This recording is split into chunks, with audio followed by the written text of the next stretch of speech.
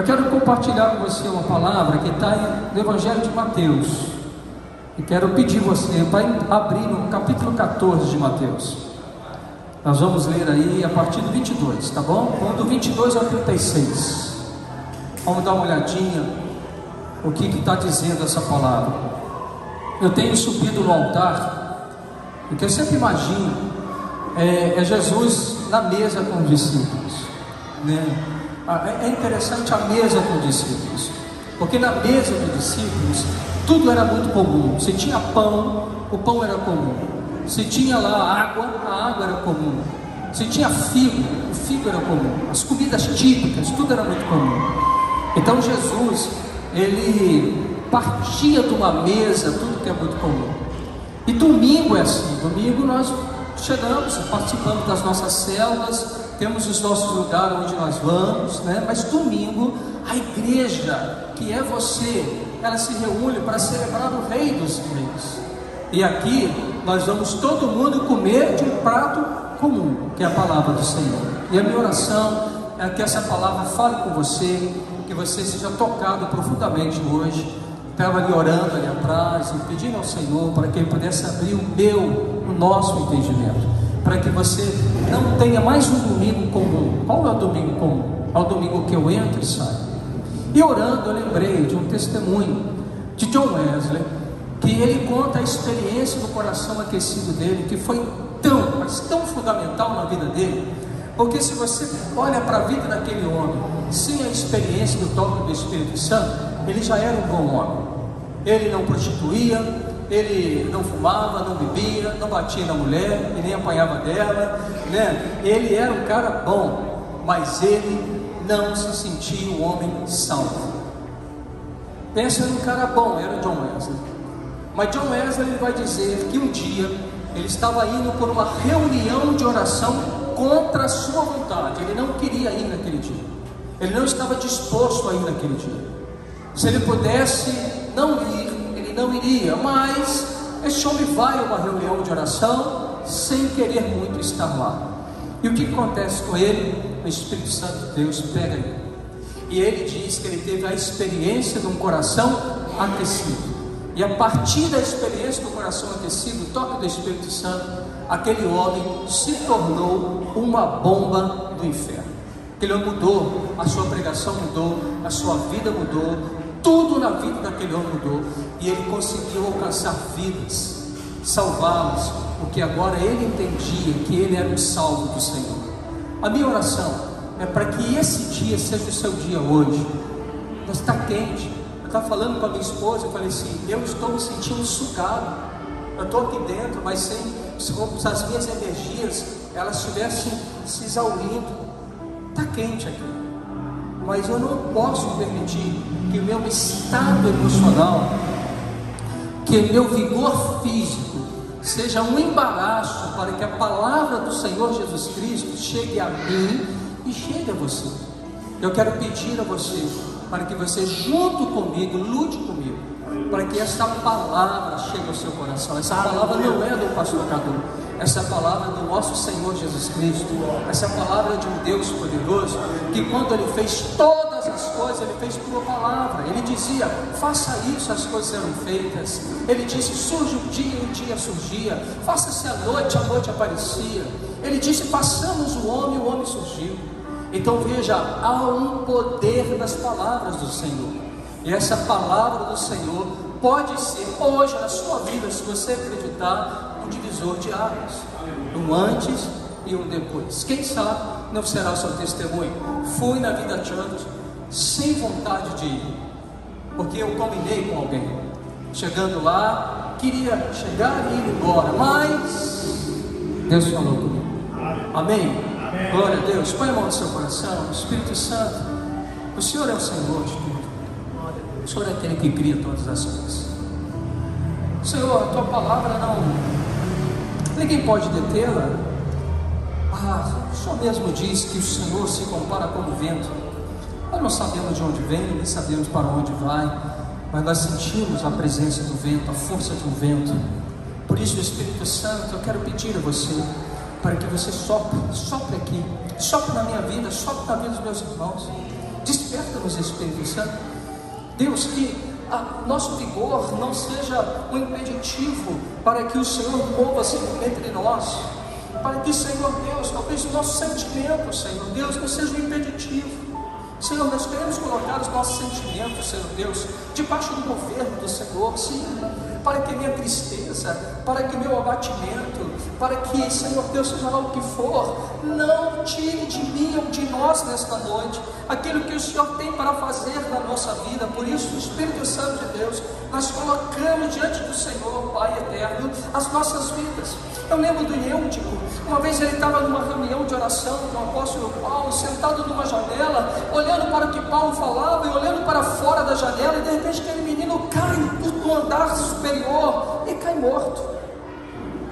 Mas ali estava Paulo, e no poder da tua palavra ele ressuscita aquele moço, e aquele moço então agora ressuscitado volta para a reunião.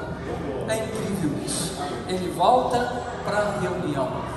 Eu fico imaginando como deve ter sido aquela reunião após a ressurreição daquele menino. Acho, Senhor, que mais gente que estava lá sonolento acordou depois daquele sinal miraculoso.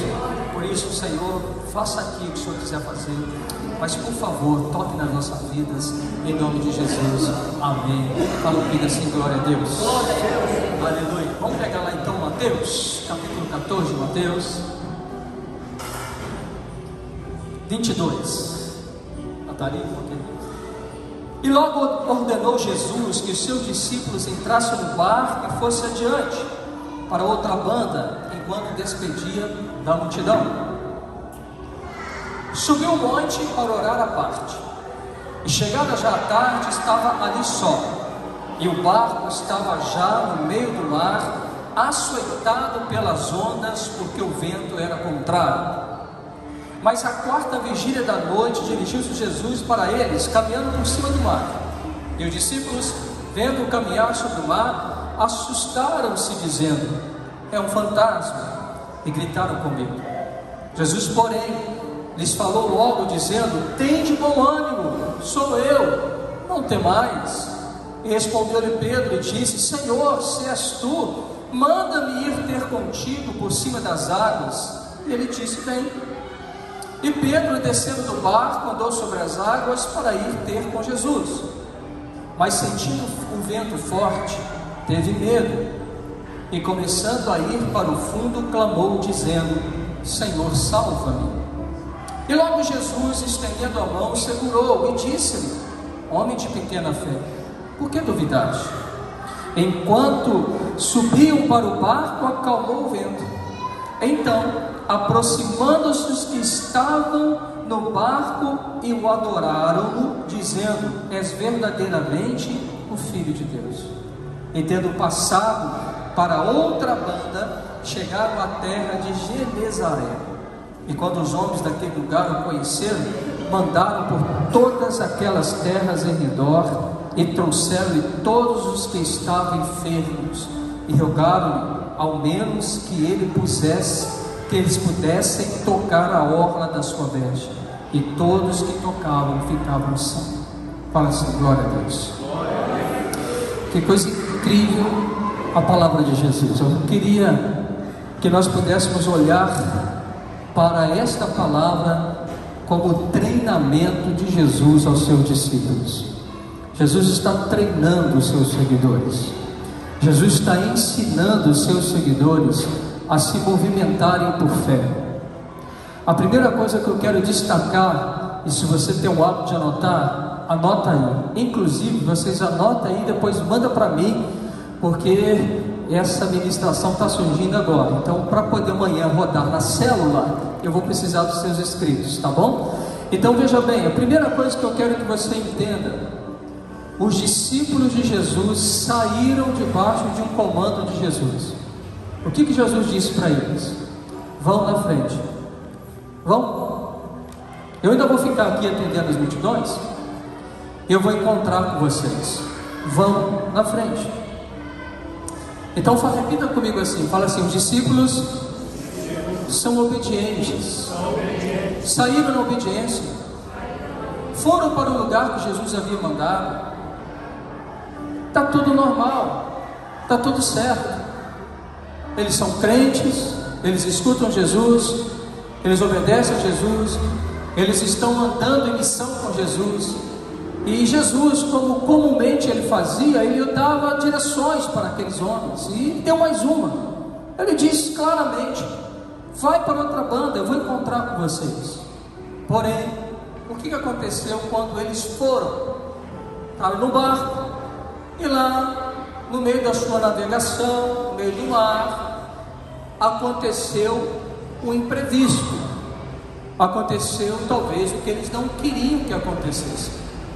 Agora vem um vento muito forte, tão forte, que a embarcação ela está violentamente sendo golpeada, e eles estão correndo perigo de vida, porque aquele barco ele poderia naufragar, e talvez, com aquelas gigantescas ondas que estão vindo sobre eles, um vento bravio, certamente a iminência da morte está rodeando eles.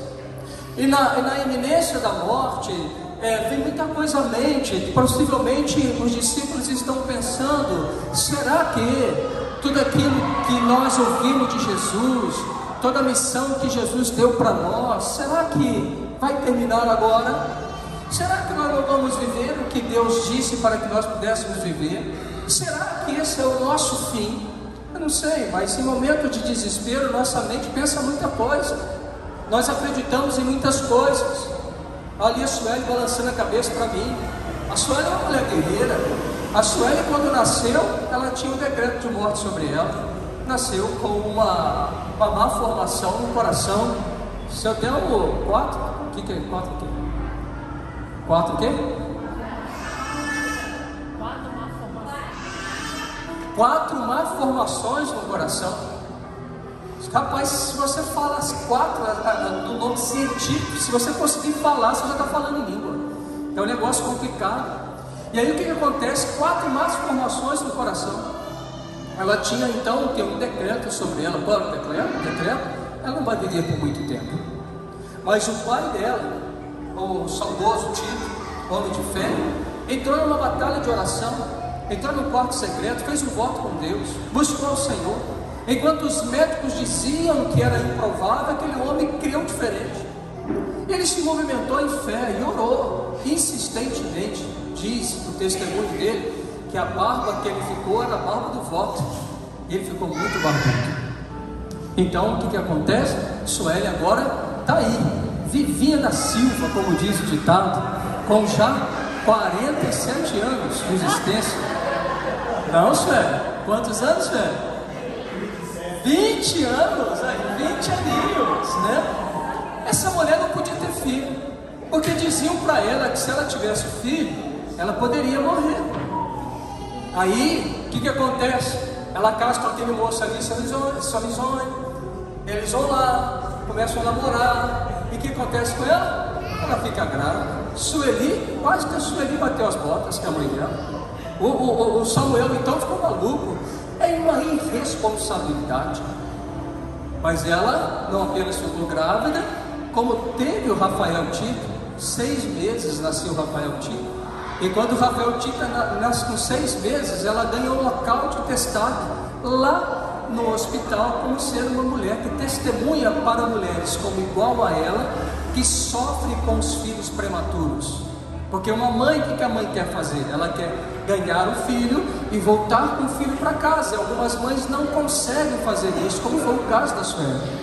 Só que o que Jesus fez na vida dela começou a ser uma arma poderosa na mão do Senhor, que nós podemos chamar a arma poderosa do testemunho, que é o segundo tópico que eu vou falar com vocês. Então ela tem 2 testemunhos. Aí vem o Covid e botaram essa mulher dentro de uma vitrine assim.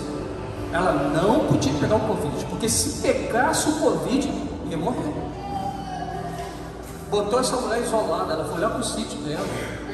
Nem por se falasse na época que o Covid pega por telefone, ela nem ia poder atender o telefone.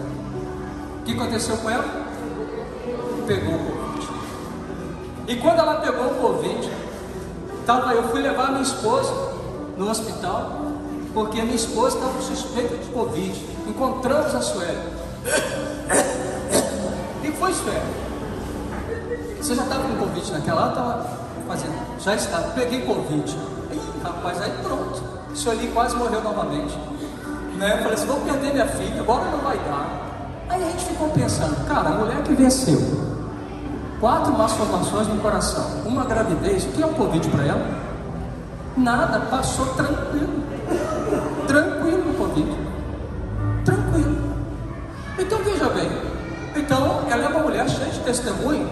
Estou me lembrando do testemunho dela, e essa é uma das vantagens da gente poder pastorear uma comunidade por muito tempo, porque eu sei o que Jesus está fazendo na vida de vocês. Eu sei de onde vocês saíram, onde vocês estão e para onde vocês estão indo. Isso é muito legal. Então por isso eu posso dar um testemunho poderoso da vida sua. Veja, mas eu como testemunho, eu falo, estou narrando fatos que ela disse para mim, que eu acompanhei junto. Algumas partes sim, outras não, mas eu posso testemunhar algo dela, ok? Mas só que Jesus quer fazer a gente outro tipo de testemunho. Segura aí, eu vou voltar no testemunho. Tá legal? Então vamos lá. Então veja que coisa interessante. Jesus está treinando quem? Os discípulos. Quem aqui já entregou a vida para Jesus? E ama Jesus? Por favor, levanta a mão. Quem entregou a vida e ama Jesus? Ok. Então eu quero dizer a você que você está no treinamento divino. Quem aqui é casado? Levanta a mão. Você está no treinamento do casamento. Quem aqui quer casar? Levanta a mão. Você está no treinamento da espera. Então veja, então nós estamos vivendo as fases de treinamento, porque o Senhor quer esticar a mim, quer esticar a você. O Senhor quer fazer com que eu e você cresçamos.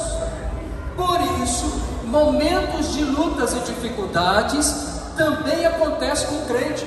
Olha para o seu irmão e fala assim: momentos de dificuldades também acontecem com o crente. Discussão no casamento também acontece com o crente. Olha para o seu irmão e fala assim: briga no casamento acontece com o crente. Fala assim com o seu irmão assim, de repente ele não sabe. Eu acho que estou desanimando o solteiro, né? Fala assim: olha, também alta tensão na criação dos filhos acontece também. Fala assim: acontece também. Onde que acontece? Por que eu estou te falando isso? Porque, veja, aqueles discípulos são obedientes a Jesus, estão indo obedecendo a Jesus, mas de repente, vem um vento contrário.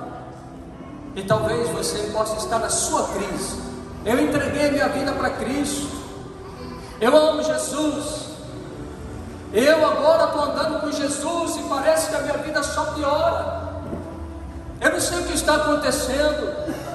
Talvez essa é uma crise de algumas pessoas, porque elas largam a vida que tinha antes sem Cristo e agora andam com Cristo, e elas estão falando assim: poxa vida, mas que loucura que eu estou vivendo.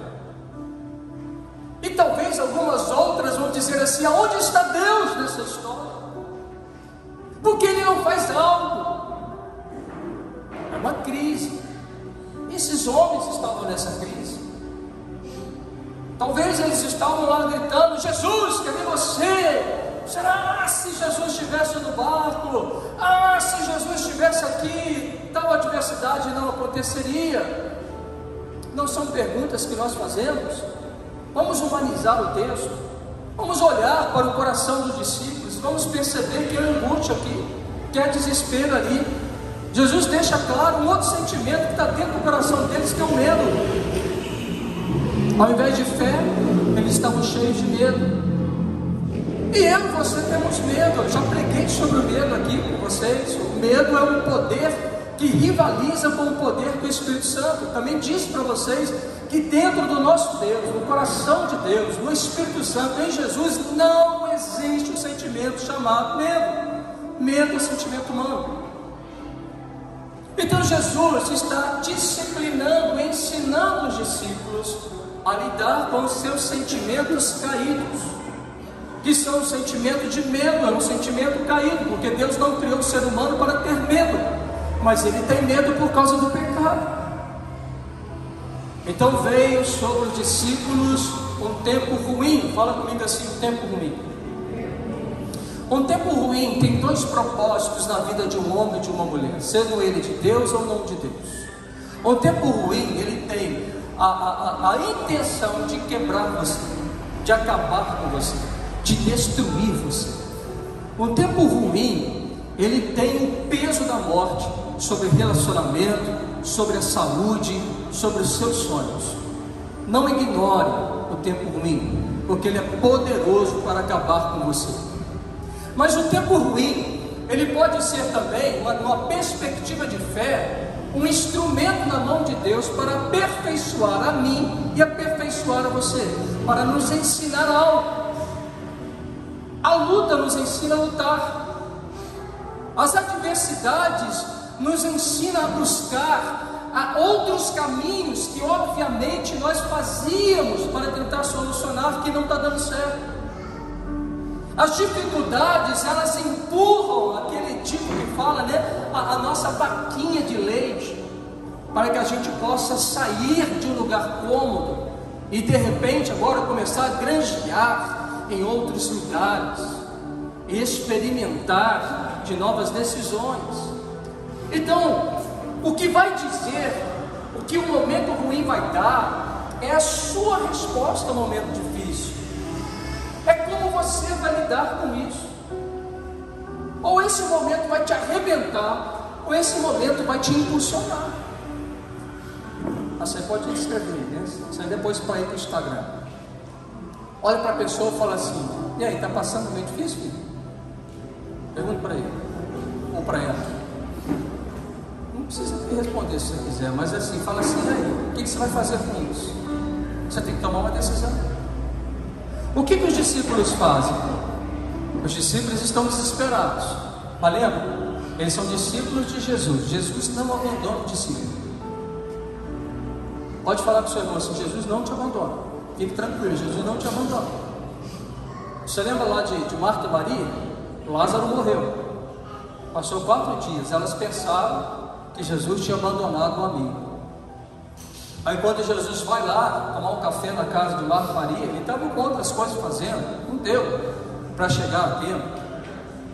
E de repente as meninas dizem para Jesus: poxa, se os senhores estivessem. Aí Jesus fala para ela assim: cara, olha lá, como assim? Você acha que eu chego atrasado? Você precisa te ensinar, Marta e Maria, a andar na cronologia do céu e não na cronologia da terra. Porque na cronologia da terra, 4 dias não tem mais esperança alguma. O bicho está morto, cheirando mal, não tem mais o que fazer. Talvez a esperança delas, sendo assim mulher cheia de fé, era Jesus chegar nos 45 minutos do segundo tempo, colocar a mão sobre o amigo Lázaro e ele recobrar a sua saúde. Jesus não chegou aos 45 minutos. Na verdade, Jesus, o jogo tinha acabado. Acabou até a prorrogação, acabou tudo, só foi para casa. Eles estavam vivendo aquele momento do luto que é o pior. Tem um dia que a gente sepulta as pessoas queridas, mas os dias piores são os dias vindouros. A gente não tem mais a companhia do querido, do querido. A dor está aguda no coração de Marta e de Maria. E talvez Marta e Maria pensou que Jesus chegou lá só para dar um consolo, fazer uma oração, que o Senhor te console. Mas naquele dia, Jesus fez algo que aquelas mulheres não esperavam, que era fazer com que o filho, o irmão, morto há 4 dias, voltasse a viver. Uau, fala assim, uau. Fala assim, meu Deus. Isso dá um nó na nossa mente racional. Porque na nossa mente racional, ela diz para a gente: isso não é possível. É por isso que Jesus está nos treinando. É por isso que Jesus, ele pega os momentos difíceis e nos treina a olhar na perspectiva do olhar dele, a crer conforme ele é possível de fazer. E aquele dia foi uma lição, porque Jesus está vindo. Cara, é uma entrada apoteótica. Jesus está vindo andando sobre as ondas. As ondas não estão, se elas já estivessem calmas, ele estivesse andando sobre as ondas, já era um espanto. Só que elas estão fortes, ele está andando sobre as ondas. Eles estão tão desesperados que eles estão falando assim: piorou, agora é o fantasma. Naquela concepção antiga, eles entendiam que o mar era a morada dos demônios, e provavelmente eles podem ter pensado assim: ih rapaz, agora subiu lá um demônio, e está vindo aqui agora para acabar com a gente. Se eles estavam ainda no final da força deles, agora a força foi embora, porque eles falaram assim: agora piorou a situação. Mas Jesus está chegando perto, eles acham que é fantasma. Jesus está chegando perto. Sabe uma coisa, querido? Tudo aquilo que a gente não entende, tudo aquilo que a gente não compreende, a nossa mente, ela precisa criar uma fuga para explicar fatos que nós não entendemos e compreendemos. E aqueles explicaram o fenômeno dizendo que era um fantasma. Ninguém conseguiu olhar para um lado positivo.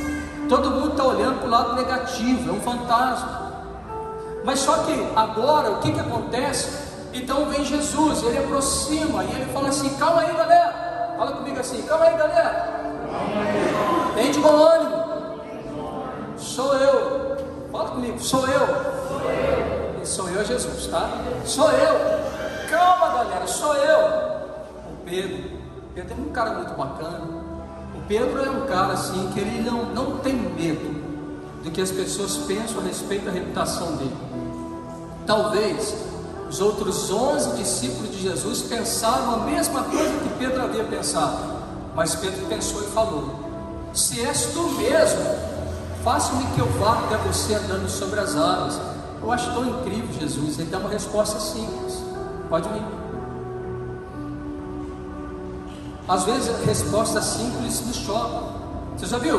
Você demora 1 hora para contar a sua história. Aí a gente quer falar alto, não, calma aí que eu não terminei. Não, calma aí que eu não terminei. Cara, Jesus está doido para te curar. Você está 1 hora falando com ele. Olha isso, tal, você tem que entender. Porque o meu culpado não fui eu. Foi isso aqui, Você faz uma narrativa.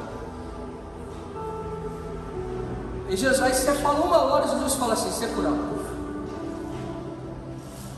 De repente falar menos e acreditar mais te poupa de ficar 1 hora de ladainha sofrível, murmurando e reclamando, ao invés de você simplesmente reconhecer o poder que Jesus tem para mudar você. E aí Jesus fala: vem, o cara vai.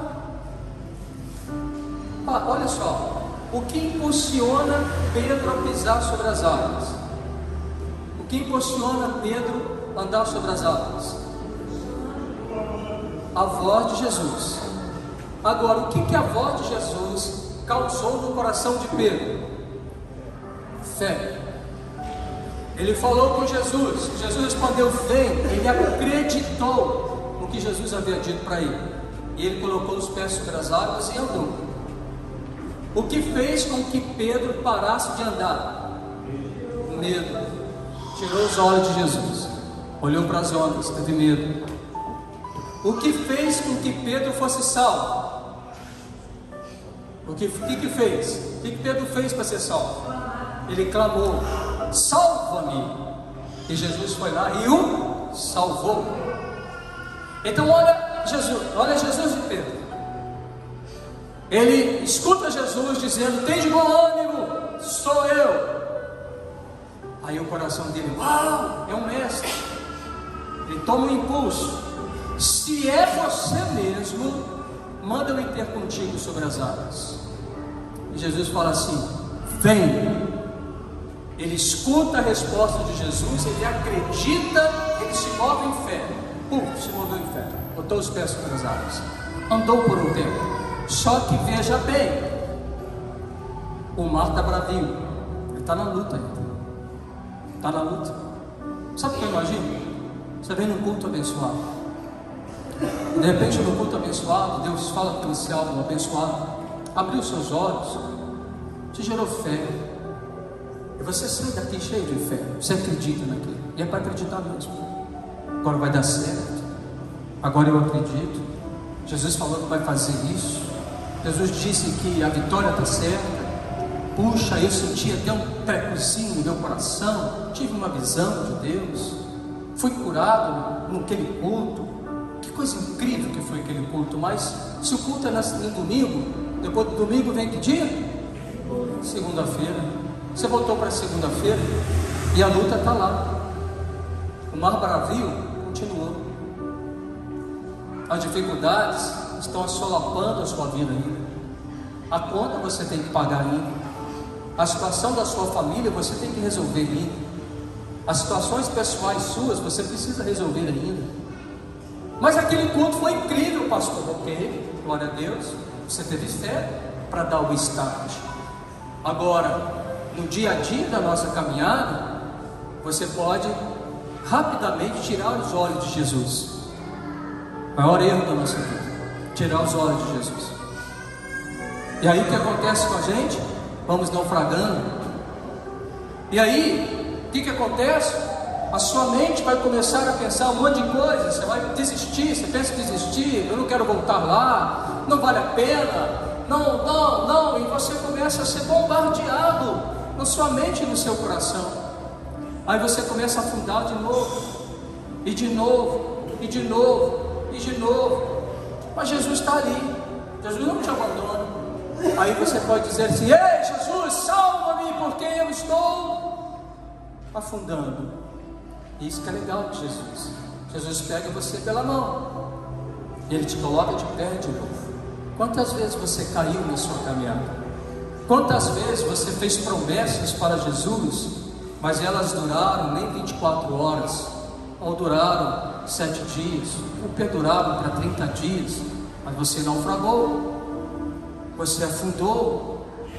Então lembra-se que você pode gritar: salva-me, e Jesus ele vem para salvar você, vem tirando você do lugar, porque Ele não quer que você se afunde. Olha para alguém e fala assim: Ele não quer que você se afunde.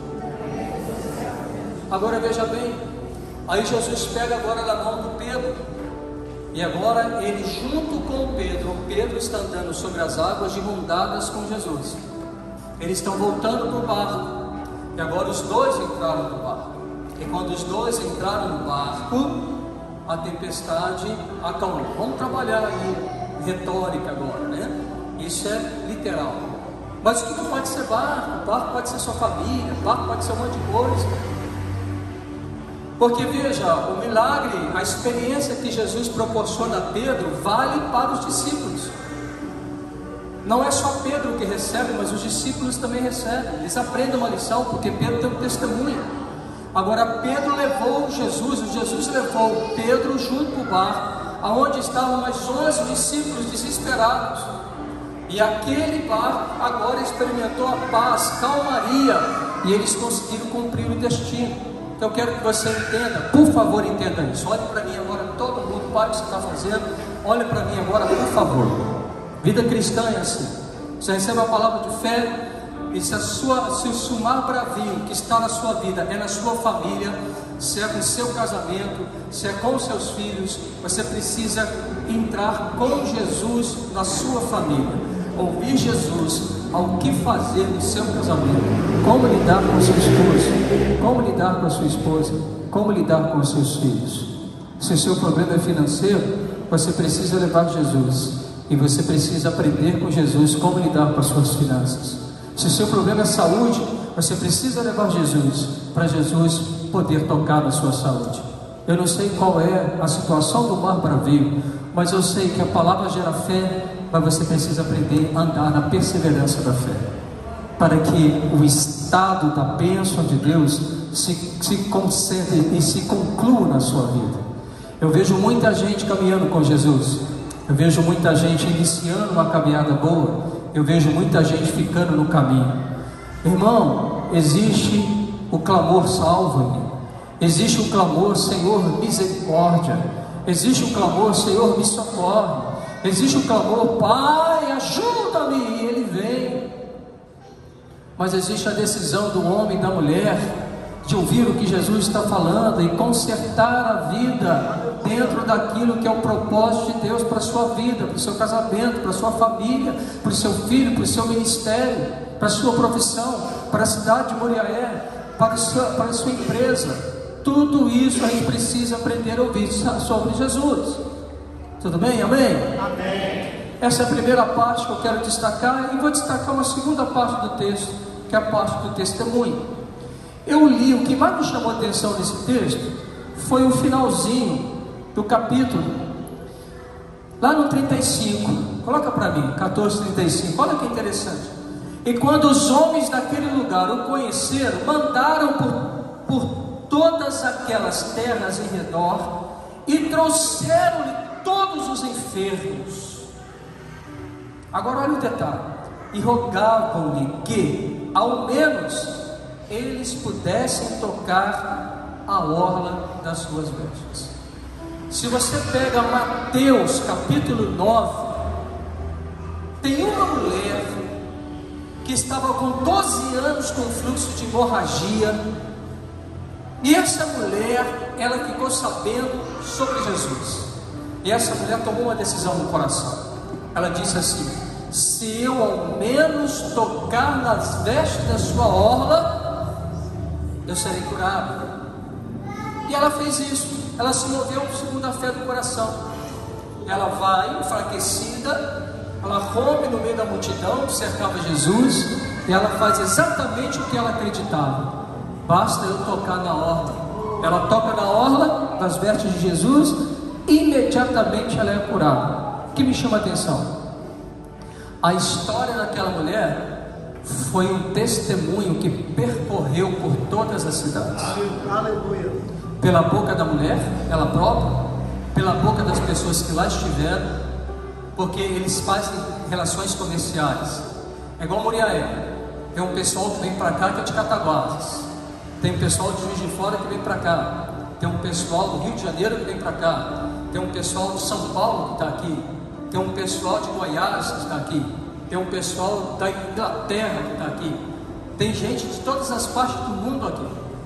Aí de repente acontece algo assim sobrenatural, e eu acredito que o primeiro milagre de tocar numa orla foi inaugurado por aquela mulher. Eu acredito que o primeiro milagre de andar pisando sobre as águas foi inaugurado por Pedro. Eu acredito que esses milagres não existiam na terra ainda, mas homens e mulheres de fé ousaram se mover em fé, e eles trouxeram o sobrenatural para a terra, o inédito para a terra. Eu não sei se a Sueli foi a primeira mulher com 4 anomalias no coração a viver tanto tempo, mas eu só sei de uma coisa: que o milagre daquela mulher gerou um testemunho que as cidades estão falando a respeito dela. E é tão incrível que quando eles sabem que Jesus está na cidade, aí várias outras pessoas andam no testemunho da fé da mulher, e elas dizem assim: puxa vida, se eu ao menos tocar na orla da veste de Jesus, eu também serei curado. E diz o texto que Jesus curou lá todos. Eu não sei se lá foram 100 pessoas que tocaram na orla de Jesus, mas se foram 100, foram 100 curados pela orla de Jesus. Se foram 1000, foram 1000. Se foram 2, foram 2. O que eu aprendo com isso? O que Jesus chamou a igreja para fazer? Ser uma testemunha. Jesus chamou você para testemunhar aquilo que Ele faz na sua vida. Jesus chamou você para contar sobre a sua vida, para falar o que Jesus é, o que Ele está fazendo, o que Ele já fez. Jesus nos chamou para comunicar testemunhos. Eu não sei pregar, mas testemunho você pode dar. Mas eu não sei assim, eu não sei quantos livros que a Bíblia tem, eu não sei te falar qual é o livro do Antigo Testamento, nem o livro do Novo Testamento, mas você tem um testemunho. Não, mas eu não sei falar direito. Mas tu tem testemunho. Mas eu falo errado. Mas você fala errado com tanta gente. Fala errado, mas fala o seu testemunho. Como assim, pastor? Irmão, presta bem atenção. Aquilo que o Senhor faz em mim e faz em você não é para ficar em mim ou ficar sobre você. É para que a partir de mim e a partir de você, isso possa repercutir sobre a vida de outras pessoas. Se a gente não faz isso, nós somos um egoísta da fé.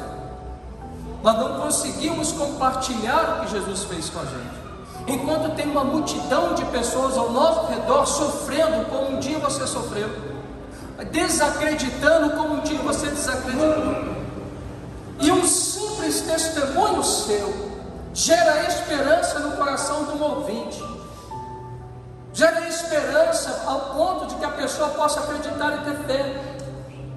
E se ela tiver fé, meu irmão, ela vai ser curada, ela vai ter a vida transformada, ela vai simplesmente viver o que você está vivendo. Então, a gente negar isso às pessoas é nós sermos extremamente egoístas, não é sermos vergonhosos, é a gente ser egoísta,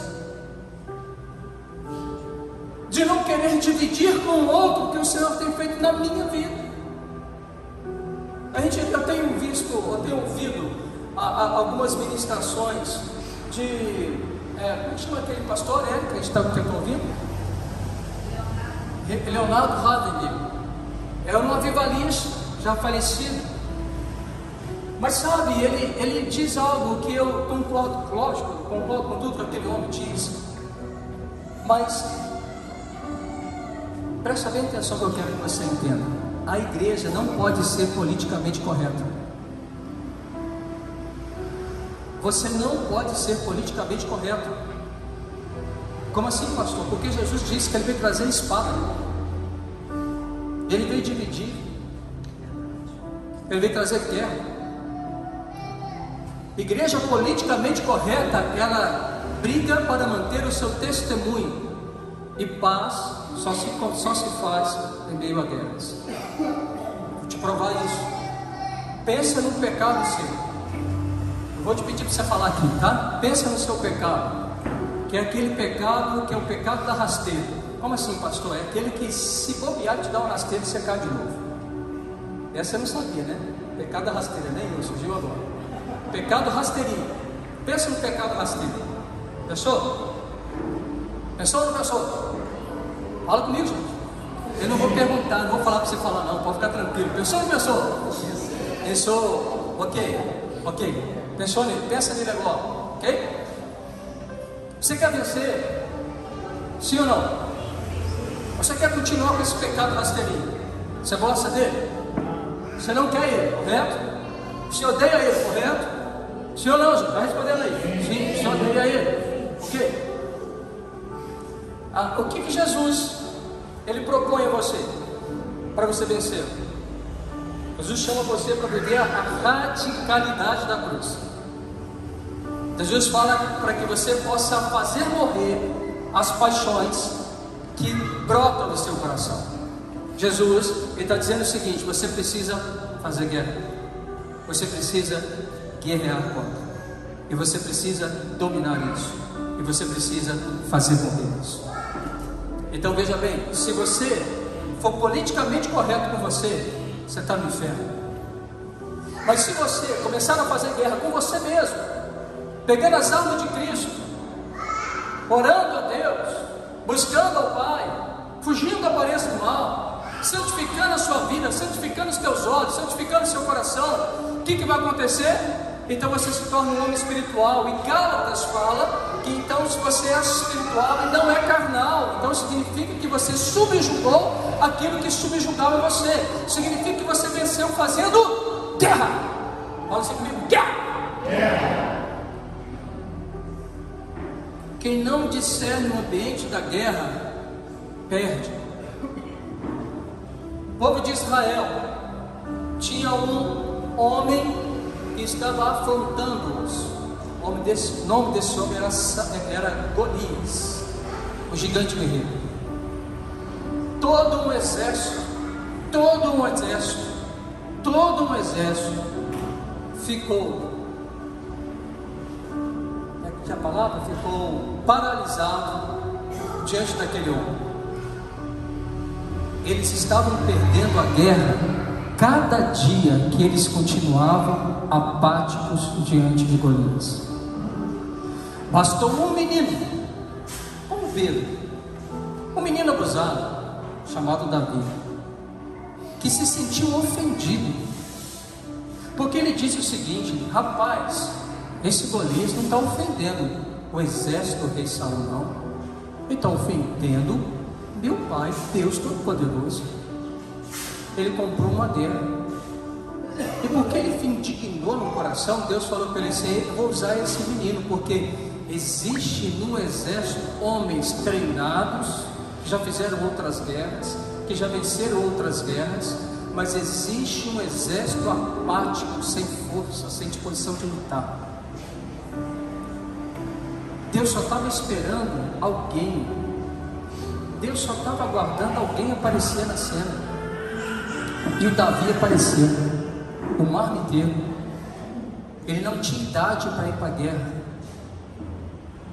não era tempo dele se alistar.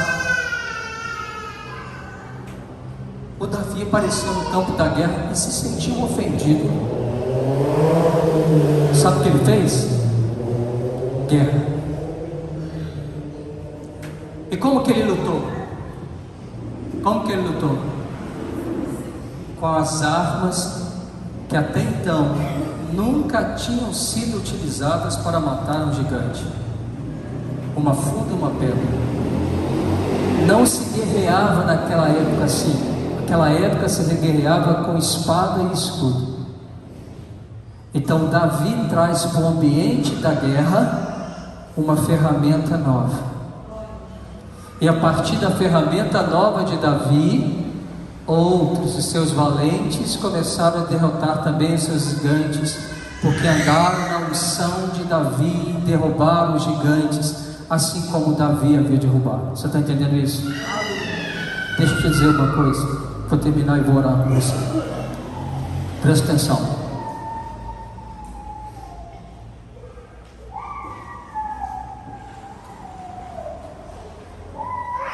Davi nos ensina alguma coisa. Por que você tem que fazer guerra? Porque existem pecados dentro de mim, dentro de você, que a gente tem que tomar uma posição radical contra. Você não pode usar a desculpa esfarrapada do tanto faz, ou todo mundo faz. E você não pode também atribuir a você o discurso assim: a carne é fraca.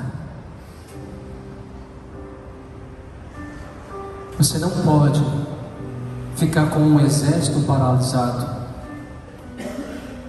num discurso politicamente correto que não pode ofender ninguém.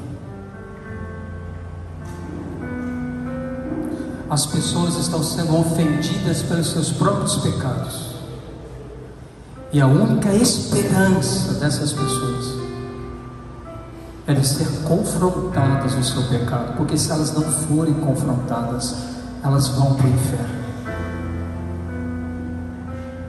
Elas não passarão uma eternidade com Jesus. Você pode ser o melhor amigo de alguém, amando, mas confrontando. Você deve isso às pessoas: um testemunho e um confronto. E é simples. É de coisas simples. Por exemplo, alguém está pegado numa dificuldade, está na família, querendo separar, divorciar. Você conversou com um cônjuge, com um homem ou com uma mulher, e a conversa deles é assim: já não tenho mais tempo, já não suporto mais, não quero mais. Se você viveu essa crise, superou, você não pode ser politicamente correto. Você tem que dizer assim: isso é pecado. Deus não fez que vocês casassem para se separarem. Deus não quer isso. Eu lutei e venci. Você pode lutar e também pode vencer. Então você deve um amor, um testemunho, um confronto a alguém, para que a pessoa no confronto, desperta, abre os olhos, entenda, sim, não. Mas deixa eu te explicar uma coisa: você não pode confrontar ninguém como um acusador faz. O nosso papel não é acusar ninguém. Não, pastor, não. Cara, eu tinha ódio mortal de crente, porque tudo quanto é crente que me via falava que ia para o inferno. Eu não gostava dos caras. Eu estava na night, estava nos tuk-tuk da vida. Havia um crente: você vai para o inferno. Você que vai para o inferno. Eu falava assim: que cara chato, deixa eu me divertir. Confrontar não é acusar. Olha para o seu irmão e fala assim: confrontar não é acusar. Fala assim: é em amor com a pessoa, você falar uma verdade. Porque o amor ganha uma vida. Você está entendendo isso? Amém? Amém. Vocês anotaram aí o sermão? Tá bom, depois vocês mandam para mim. Glória a Deus.